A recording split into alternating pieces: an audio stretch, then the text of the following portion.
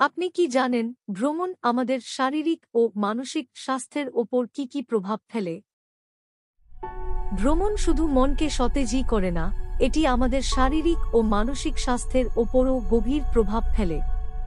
নিয়মিত ভ্রমণের অন্যতম বড় উপকারিতা হল মানসিক চাপ কমানো। একঘেয়ে রুটিন থেকে বেরিয়ে নতুন পরিবেশে গেলে মস্তিষ্কে সেরোটোনিন হরমোন বৃদ্ধি পায়, যা সুখ ও প্রশান্তি এনে দেয়।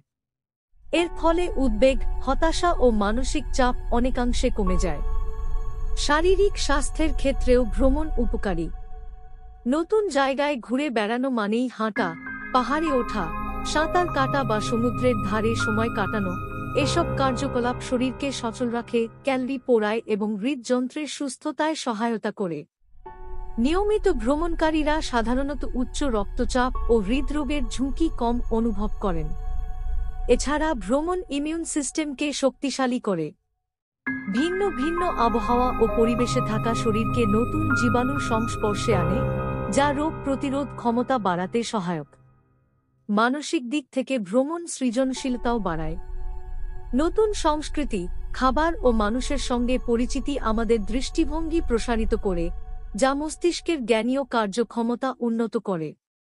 গবেষণায় দেখা গেছে, ভ্রমণকারীরা সাধারণত কর্মক্ষমতায় বেশি দক্ষ ও ইতিবাচক হয়ে থাকেন। সবশেষে বলা যায়, ভ্রমণ কেবল আনন্দের উৎস নয়, এটি আমাদের শরীর ও মনকে সুস্থ রাখার একটি প্রাকৃতিক ও কার্যকর পদ্ধতি। তাই সুস্থ জীবনের জন্য নিয়মিত ভ্রমণ অভ্যাসে পরিণত করা জরুরি।